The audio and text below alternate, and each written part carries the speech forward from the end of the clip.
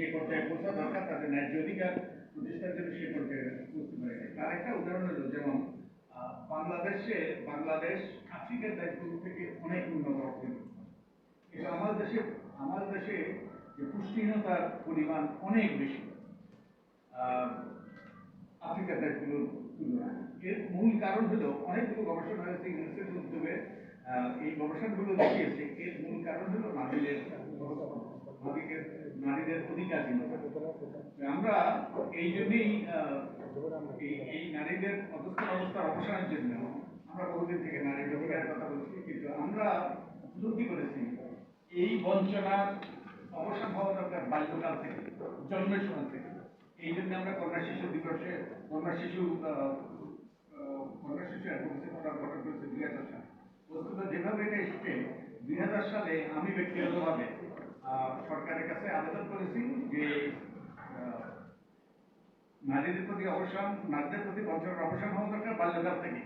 এই জন্য শিশু অধিকার সপ্তাহের দ্বিতীয় দিনকে কন্যা শিশু দিবস হিসেবে ঘোষণা করা হোক, যাতে আমরা যে কন্যা শিশুদের বোধন হয়, কন্যা শিশুরা আমাদের শিশু, আমাদের গর্ব করার মতো, আমরা সেলিব্রেট করার জন্য, টু সেলিব্রেট গার্লস, এই লক্ষ্যেই কিন্তু কন্যা শিশু দিবস ঘোষণা করার জন্য যে শিশু অধিকার সপ্তাহের দ্বিতীয় দিনে আমরা সরকারের কাছে আমরা আবেদন করেছি 2000 সালে। সরকার সেটা সানন্দে গ্রহণ করেছে। তারপর থেকেই আমরা এই কন্যা শিশু দিবস উদযাপন শুরু করেছি এবং সেটা উদযাপনের লক্ষ্যে আমরা কন্যা শিশু অ্যাডভোকেসি ফোরাম গঠন করেছি এবং 2 শতাধিক প্রতিষ্ঠান ওই যে বিভিন্ন রকমের সংগঠনের সাথে যুক্ত আছে এবং অনেক ব্যক্তিরা যুক্ত আছে এবং আমরা প্রথম উদযাপন শুরু করেছি এবং কন্যা শিশুদের প্রতি বঞ্চনার অবসান দরকার, তাদের জন্য সুযোগ সৃষ্টি করা দরকার এবং তাদের অধিকার প্রতিষ্ঠিত করা দরকার। এখন সারা দেশে এটা প্রতিপালিত হচ্ছে। আগে প্রথম শুরু হয়েছিল কন্যা শিশু অ্যাডভোকেসি ফোরাম সরকারের উদ্যোগে, এখন সবাই এটা পালন করছে। এটা নিঃসন্দেহে ইতিবাচক। এর মাধ্যমে কিন্তু এই যে জনগণের সচেতনতা সৃষ্টি হচ্ছে এবং সচেতনতা সৃষ্টি হয়ে তাদের প্রতি বঞ্চনার অবসানের সুযোগ সৃষ্টি হচ্ছে। আর এই যে বঞ্চনা, নারীর প্রতি বঞ্চনা যেটা হয়, যেটা পরিণতি, যে আমাদের দেশে আপনারা জানেন কিনা, আপনাদের এই তথ্য আপনাদের কাছে আছে কিনা, আমাদের সমাজে যে ডায়াবেটিসের হার এবং হৃদরোগের হার অনেক দেশের তুলনায় বেশি। হৃদরোগ, ডায়াবেটিস হলেও এটা কিন্তু বলে ডিজিজেস অফ দি অ্যাফ্লুয়েন্স, অর্থাৎ ঐশ্বর্যের এটা ব্যাধি। যারা উন্নত দেশ, যারা ওই যে অনেক উন্নত মানের, তথাকথিত উন্নত মানের চর্বিযুক্ত ইত্যাদি খাবার খায়, তাদের এগুলো হওয়ার কথা, কিন্তু আমাদের দেশে বেশি।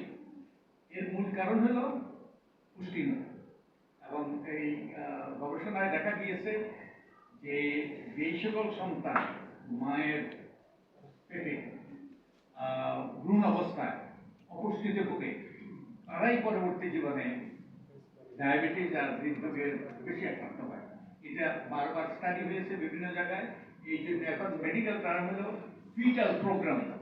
ফিটাস অবস্থায়, ভ্রূণ অবস্থায় আমাদের ভবিষ্যৎ নির্ধারিত হয়েছে। যে কারণ এটা কেন আছে, যে মায়ের পেটে যদি ভ্রূণ যদি সীমিত পরিমাণের পুষ্টি পায়, ওই পুষ্টিটা ব্যবহৃত হয় যেই সিস্টেমগুলো ওই ভ্রূণকে বেঁচে থাকার জন্য প্রয়োজন, সেই সিস্টেমগুলোতে এগুলো কাজে লাগে। আর অন্যান্য অক্সিলারি সিস্টেম যেটা তাকে পরবর্তীতে সুরক্ষা দিবে ডায়াবেটিসের বিরুদ্ধে, হৃদরোগের বিরুদ্ধে, সেগুলো আর ডেভেলপ করে না।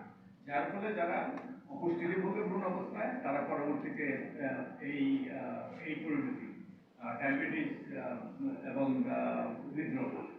তাই আমাদের দেশে এই রোগের হার আমি আগেই বলছি এটা বেশি, এবং এর মূল কারণ হলো এটা এখন মেডিকেলি প্রতিষ্ঠিত, সায়েন্টিফিক্যালি প্রতিষ্ঠিত।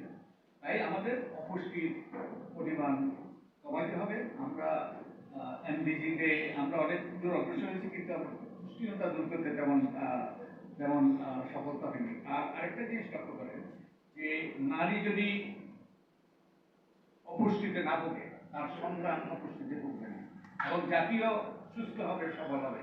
নারী যদি স্বাস্থ্যবান হয়, একই সাথে যে পুরো জাতি স্বাস্থ্যবান হবে। নারী যদি শিক্ষিত হয়, যেটা শুরু হতে হবে বাল্যকাল থেকে, তাহলে পুরো সমাজ পুরো জাতি শিক্ষিত হবে। নারী যদি উপার্জনক্ষম হয়, নারী যদি আয় উন্নতি করে, তাহলে সেটা ব্যবহৃত হবে, সাধারণত ব্যবহৃত হবে সন্তানের কল্যাণের জন্য, পরিবারের কল্যাণের জন্য। আমরা পুরুষরা তো অনেক ক্ষেত্রে অনেক অকাজে ব্যয় করি।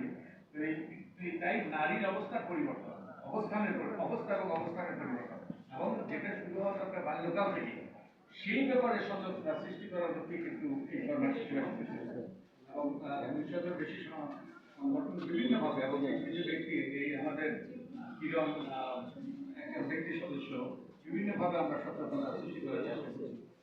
আমরা এই প্রতি বছর আমরা এটা উদযাপন করি, এবছর 8 তারিখে উদযাপন হবে, এবং এরকম একটা সংবাদ সম্মেলন করি যাতে আপনারা আপনাদেরকে আমাদের সাথে নেওয়া, যাতে আপনাদের মাধ্যমে এগুলো মানুষকে সচেতন করে, নারীর অধিকার প্রতিষ্ঠার জন্য আরো মানুষ এগিয়ে আসে।